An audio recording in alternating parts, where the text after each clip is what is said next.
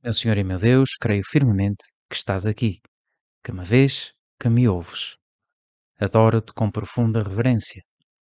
Peço-te perdão dos meus pecados e graça para fazer com fruto este tempo de oração. Minha Mãe Imaculada, São José, meu Pai e Senhor, anjo da minha guarda, intercedei por mim. Nestes dias estamos a escutar como primeira leitura das missas uma das histórias mais impressionantes do Antigo Testamento. É a história que já conhecerás do rei David, o grande rei David.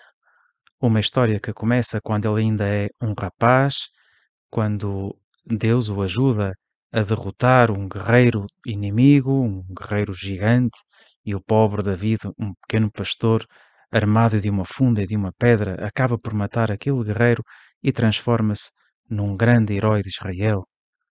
Um rapaz que provocou a inveja do rei anterior, do rei Saul, precisamente por causa disso, e que mesmo nessas circunstâncias se portou de forma exemplar. Um rapaz que acabou por se converter em rei, foi escolhido por Deus, foi por Deus ungido como rei e fez grandes coisas como rei. Era um homem piedoso, um homem justo, um homem sábio. Pois a história que hoje ouvimos na primeira leitura é impressionante, porque este grande rei David foi também um grande pecador. E não me refiro a um pecado qualquer. David não roubou simplesmente umas frutas na mercearia, mas ele foi capaz de cometer adultério e de mandar matar o marido daquela mulher com quem cometeu o adultério. É verdade que depois se arrependeu, e o seu arrependimento é exemplar, e, sobretudo, é impressionante a forma como Deus, que é justo e misericordioso, deu a David a possibilidade de se arrepender das suas faltas. E é sobre isto que nós hoje queremos falar contigo, Jesus. Tu que quiseste ser descendente de David. Hoje pensamos na maneira como Deus enviou o profeta Natã para que David se desse conta daquilo que tinha feito. E nós podíamos pensar, mas como é que é possível? Será que David não se deu conta de que fez mal ao cometer um adultério, ao matar uma pessoa? Como é que ele, que era um bom homem, era mais do que um bom homem, como é que ele tinha sido capaz de fazer aquelas coisas sem se dar conta? E estava bem com isso e dormia à noite? Com certeza que o rei David já tinha julgado ele próprio muitos casos de injustiças que chegavam até ele e fazia bons julgamentos. Como é que é possível então que tenha feito um disparate tão grande e que não se tenha imediatamente arrependido? Bem, tem razão aquele princípio básico: ninguém pode ser juiz em causa própria. Não apenas porque é lógico que não é justo que seja eu próprio a julgar algo de que me acusam, mas também porque isto que aconteceu a David acontece-nos um pouco a todos. Temos esta grande dificuldade, não conseguimos ser objetivos em relação a nós próprios. E até podemos enganar a nossa própria consciência, distorcendo a verdade dos factos. Por exemplo, numa tarde em que fomos especialmente preguiçosos, poderíamos dizer sim, é verdade que eu fui preguiçoso durante toda a tarde, mas compreende-se, fui almoçar fora, o almoço era muito pesado, e assim convertemos na nossa cabeça com toda a facilidade um vício num problema de digestão. E parece-nos algo normal. E se víssemos um colega nosso ao nosso lado a preguiçar do mesmo modo que nós, diríamos: parece impossível aqui a dormir no meio do trabalho, isto não tem desculpa. Somos maus juízes em causa própria e com frequência somos juízes demasiado severos em causa alheia. Pois foi isto que aconteceu com o rei David, que estava cego, incapaz de ver as suas próprias ações com clareza. E por isso Deus enviou um profeta, o profeta Natã. Deus mostra-nos como quer atuar através de outras pessoas. Podia ter dado uma luz a David no seu interior para que ele se desse conta, mas quis servir-se de um homem. Um homem que não tinha por que ser melhor que David, provavelmente não era. Isso não interessa. O que interessa é que tinha a graça de Deus para ajudar David a sair daquele grande drama, o drama do seu pecado. O profeta Natã, quando chegou diante de David, não começou a recriminar diretamente os seus pecados, mas foi mais pedagógico. Contou-lhe uma história sobre dois homens, um rico e outro pobre, o rico com uma grande quantidade de ovelhas e o pobre com uma ovelhinha que tinha comprado apenas uma. Foi criando essa ovelhinha, comia do seu pão, bebia do seu copo, a ovelhinha dormia ao colo deste pobre, era como se fosse uma filha.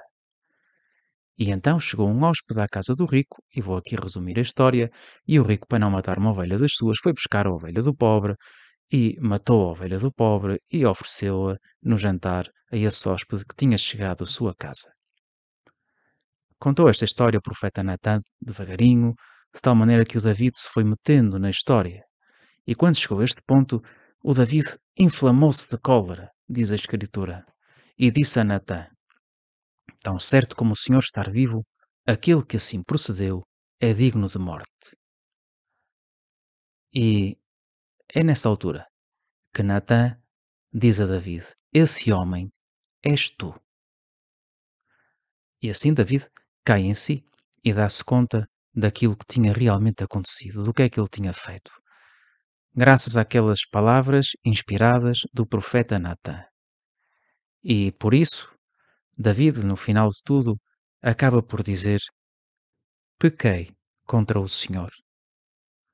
Agora sim, já há salvação à vista. Antes David estava perdido, ia por mau caminho, mas agora que reconheceu as suas faltas, já pode ser salvo por Deus. Tudo isto porque o rei David dava crédito àquele profeta e não o rejeitou quando ele apareceu à sua porta. Confiava nele, nas suas palavras, sabia que vinham de Deus. E isto, de alguma maneira, pode acontecer também conosco. É verdade que provavelmente não terás um profeta a bater-te à porta todos os dias de manhãzinha para te ajudar, mas também na igreja há um meio tradicional de ajuda espiritual, a chamada direção espiritual, que realmente é para nós um auxílio para não nos desviarmos do caminho. Porque muitas vezes podemos desencaminhar-nos, como o rei David, normalmente em coisas mais pequeninas. E o diretor espiritual, aquela pessoa que nos ajuda, é alguém que olha para nós e que olha para Deus, e a quem Deus dá luzes que nos servem a nós. Há um documento da Congregação para o Clero que explica numa frase muito simples aquilo que é a direção espiritual. Diz assim: a direção espiritual é, sobretudo, um auxílio para o discernimento no caminho da santidade. Sim, porque é possível ser santo. Tu queres ser santo, queres ser santa. E para chegar lá, precisamos de uma ajuda, de perceber o que é bom, o que é mau. E a direção espiritual é um momento em que Deus nos fala, de uma forma muito clara, para as coisas concretas do dia a dia, servindo-se de outra pessoa. Mas porquê é que Deus não me fala diretamente? Sim, Deus fala-nos diretamente, mas não só.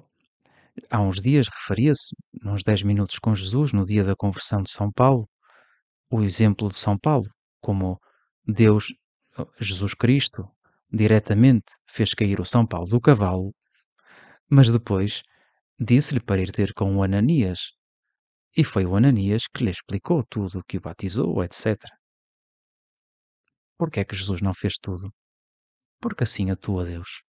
Serves outras pessoas, talvez para que nós sejamos humildes e não convencidos, pensando que somos autossuficientes, que Deus está em nós, que não precisamos de ouvir mais ninguém. Aliás, isto é algo que está muito na moda hoje em dia, a procura de caminhos interiores para que cada pessoa se encontre a si mesma.